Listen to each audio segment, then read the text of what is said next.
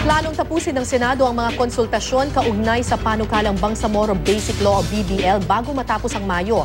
Anong mga maaaring baguhin ng Senado sa isinumiteng balangkas sa kanila? Para sagutan po ang tanong na iyan, kasama natin ngayon sa studio si Senador Bongbong Marcos, Chairman ng Senate Committee on Local Government. Magandang umaga po, Senator. Magandang umaga. Magandang umaga sa mga nanonood. Alright. Itong Bangsamoro Basic Law, hindi natin maikakaila na nalagay ito sa limelight dahil sa Mama Sapano incident. Pero bago yung mangyari yung Mama Sapano, may mga problema na ba na kinakaharap itong BBL kaya hindi siya maipasa-pasa? Yung mga nababanggit ngayon at napapag-usapan ngayon tungkol sa mga constitutional infirmities kung tawagin, talagang nandyan na talaga yan at pinag-aaralan na namin ng husto. As a matter of fact, yung nung Enero pa lang, ay hiningi ko na sa Senate President na isama sa mga komite na nag-aaral at nagdidinig dito sa BBL sa Senado, ay isama yung committee ni Senator Miriam para doon sa, ang committee niya is on constitutional amendments. At siya ay magaling na abogado, siya ay magaling na nag-judge, etc. So sabi ko, dapat mapunta sa kanya para mapag-aralan kung ano ba talaga ang dapat gawin doon sa mga constitutional na problema. At siyempre, ang sinasabi ng isang panig, hindi kailangan ng amendment, ang constitutional amendment. Sinasabi naman ng iba, kailangan, kaya't unconstitutional lang ngayon yung BBL. Kaya dapat pag-aralan. Nung nangyari po yung Mama Sapano, mas dumami ba yung agam-agam ninyo tungkol dito sa panukalang batas na ito? Hindi. Para sa akin, ang nangyari sa Mama Sapano ay nakita natin kung naging problema para sa akin, kaya't nagkaroon ng hearing kaagad katapos, ay malaman kung bakit ang tagal nung ceasefire. Dahil yung putukan ng Mama Sapano, Linggo ng umaga, nagsimula mga alas 4 ng umaga, alas 4:30. Yung ceasefire, na-institute lang yung ceasefire mga 4 o'clock, 5 o'clock p.m. ng Linggo. So yung halos 10, 11, 12 hours yun, ang haba-haba nun. Kung may pwedeng iksian, yung halimbawa, nagka-encounter, meron naman mekanismo dapat yan, di nag-usap-usap na kagad, natigil kagad ang putukan before 12. Marami pang nabuhay dun sa SAP, marami pang nabuhay dun sa MILF. So anong naging effect nito dun sa BBL na parang kinu-question ninyo yung sincerity ng MILF? Hindi, ang naging talagang unang-una kaya namin sinuspinde para malaman ano ba talaga ang nangyari. Dahil kung ang MILF ay inatake yung ating mga puwersa ng government forces, sabi ko, paano tayo magkakaroon ng peace agreement? Ginegera nyo pa. It turns out, na yan lumabas naman dun sa aming mga hearing, hindi naman ganun ang nangyari. Pero kailangan bago namin ituloy ang usapan, kailangan malaman namin kung ano ba talaga ang nangyari. So, slowly, yung mga detalye tungkol sa massacre sa Mama Sapano ay lumalabas na. At nakausap nga natin yung mga pulis na kasama na, yung mga AFP na kasama dito sa operation nito. At sa dahan-dahan lumalabas ang mga detalye. At ang naging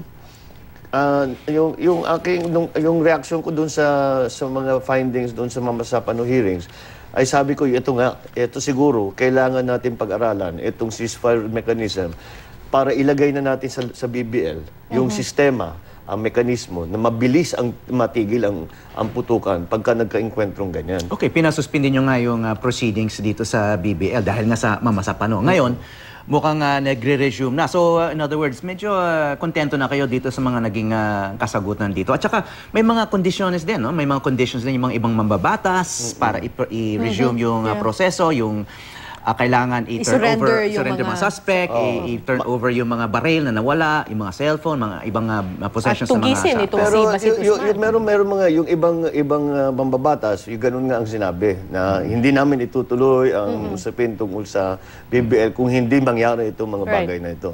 Pero nawala naman yun dahil na kahit na yung hiningi natin yung pagbalik ng mga armas.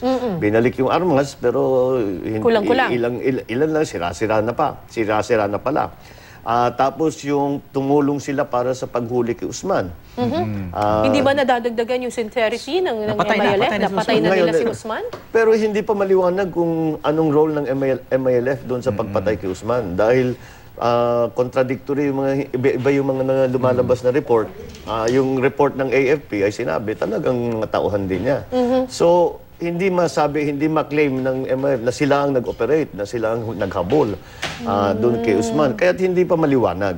But anyway, yung mga conditions na yon, na siyempre, siguro sa init ng panahon, kung ano-ano mga conditions na linagay. Pero, ang nangyari, kahit na hindi naman natupad yung mga sinasabing conditions, tuloy na rin yung hearings. At ako naman, wala akong sinasabing condition. Yung mga conditions na narinig natin, galing sa House yun. Doon sa Senado, sinabi lang namin, kailangan natin malaman ang katotohanan sa mamasapano kung ito ba ay meron tayong matututunan para may idadagdag natin sa BBL para nga hindi na mangyari ulit yung kagaya ng mamasapano. Pero kung kunyari hindi nangyari yung mamasapano incident, meron bang mga probensyon dito sa BBL na sa palagay ninyo medyo kaduda-duda at marami pang... Anong mga specific provisions po yung medyo alanganin po kayo? Yung akin, meron mga problema sa administration. Dahil in fact, meeting ko ang OPAP kahapon at aming pinag-usapan ito, ay paano gagawin doon sa mga LGU na kasama sa plebisito at pagka sila'y bumoto na sumama sa Bangsamoro, paano gagawin natin sa kanila? Dahil hindi naman sila nakadikit doon sa Bangsamoro territory. So, nasang probinsya ngayon sila? Anong bayan ngayon sila? Paano yung serbisyo ng gobyerno paabutin doon sa mga lugar na yon? Hanggang ngayon, hindi pa namin malaman kung ano ba yung magiging sistema. May mga ilang local governments din na umaalma na parang tila ang laki naman daw ng pabor na nakukuha in terms of taxes, pera, revenue na makukuha nitong Bangsamoro entity kung sakasakali compared to other local governments. Yun, isang malaking bagay yun na lumabas. Actually yan, lumabas noong pa yan eh. Right. Dahil hindi lamang dun sa block grant na tinatawag na block grant na lump sum na binibigay ng national government. Billion-billion nun, napakalaki nun. At bukod pa dun, yung mga shares sa national wealth. Tinatawag, pagka meron daw mahanap na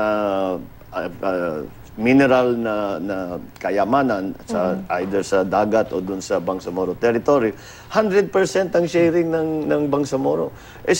Sa pangkaraniwan ng LGU, 30% lang. At dadaan pa sa national government bago i-remit 3 years later doon sa local government.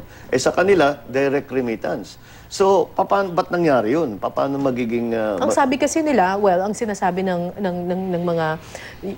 ilang mga eksperto sa Islamic Studies na ang tagal naman daw kasi napag-iwanan itong Bangsamoro entity na ito. So it's just right na ibigay naman daw sa kanila yung natural resources. Totoo rin naman yan.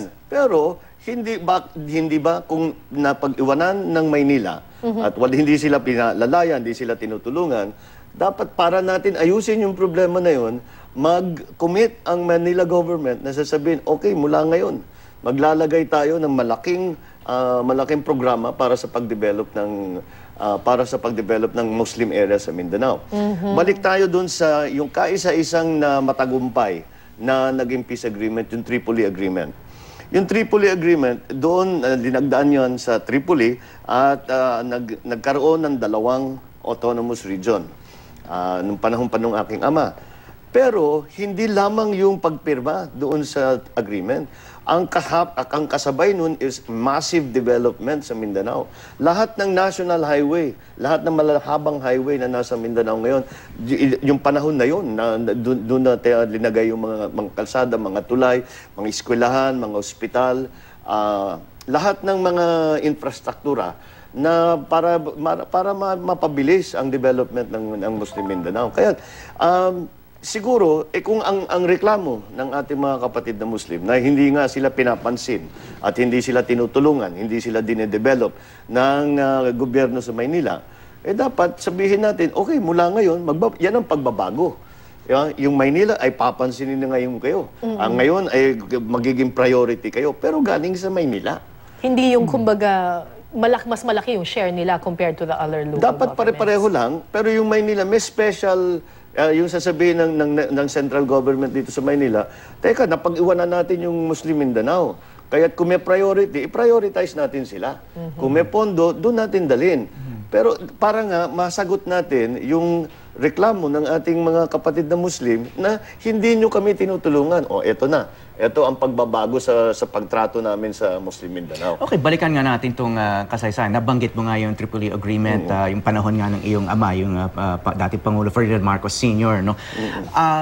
Napag-aralan mo ba yung mga panahon na yun at paano tinugunan ng iyong ama itong problema? Nabanggit mo nga yung Tripoli Agreement, sabi mo nga, part of that agreement was giving massive development funds na yung sinasabi mo, yun nga yung Roads and kulang schools. ngayon. So, bakit may problema pa hanggang ngayon kung nagkaroon na ng Tripoli Agreement noon at sabi mo nga, nagkaroon ng infusion of development funds? So, mukhang hindi nag-work yung approach na yun. Hindi. Ang nangyari sa nung nagbago yung gobyerno noong 1986, binaliwala yung Tripoli Agreement. Hindi tiniloy ang mga usapan. Dahil mayroong mga kondisyon din doon. May phase din yan. Magkakaroon nga ng i-organize nga yung dalawang autonomous region.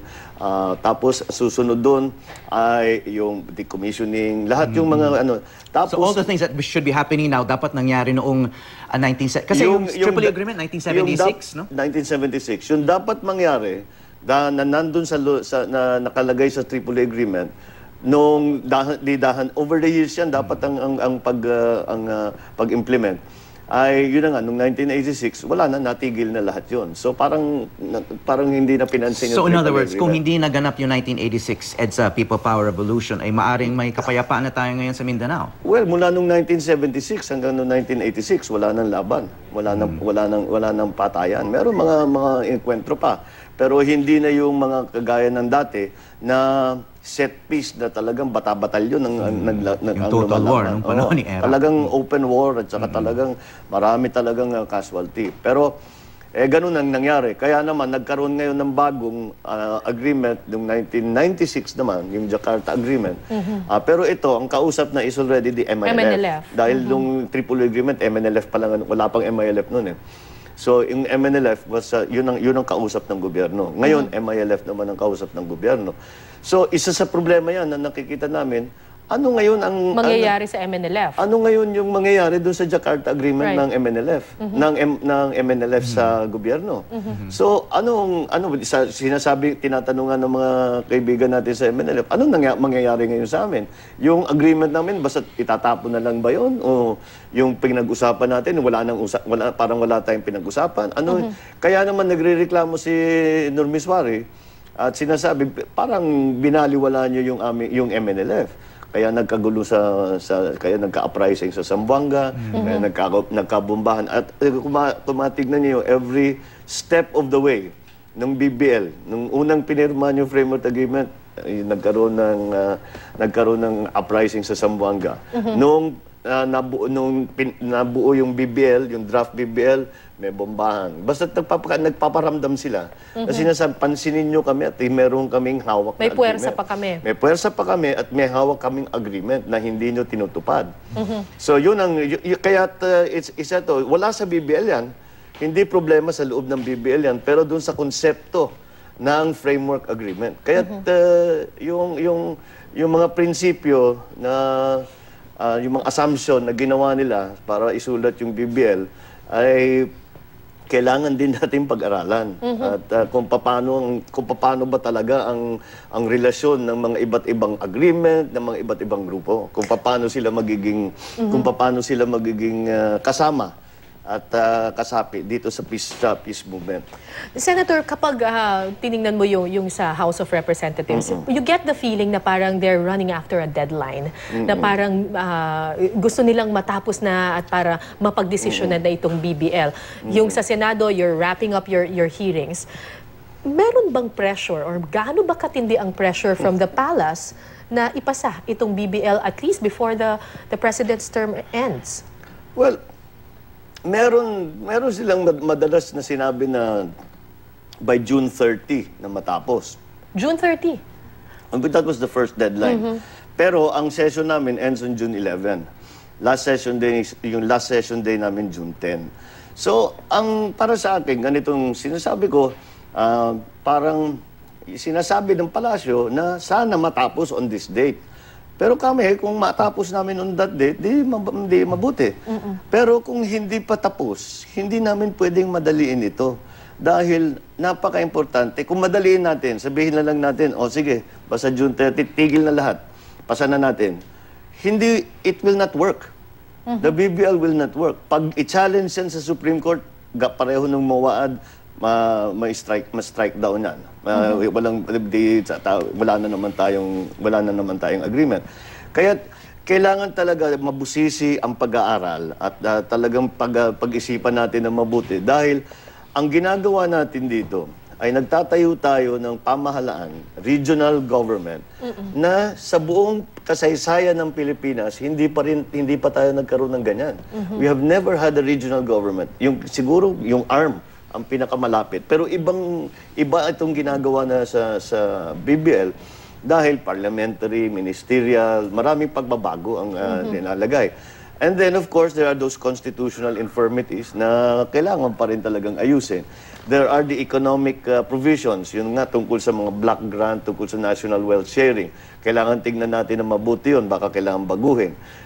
Meron mga political issues dahil yung tinatawag na power sharing between the central government and the Bangsamoro government, hindi pa maliwanag kung how will that work, kung paano ba ang magiging relasyon talaga ng central government dun sa Bangsamoro Pero ang government. tanong ngayon, lalo na ng mga taga Mindanao na nakaranas na at sawang-sawa na sa gera, ang dami nang namatay, kapag hindi maipasa ang BBL before 2016, may pag-asa pa ba ang kapayapaan? May pag-asa pa bang maipasa pa ito sa ibang administrasyon?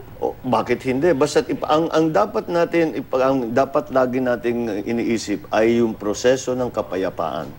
Kung yung BBL, whether it succeeds, kahit na maging matagumpayan, if it fails, isang ibang bagay yan. Pero ang dapat na hindi natin tigilan ay yung proseso ng kapayapaan.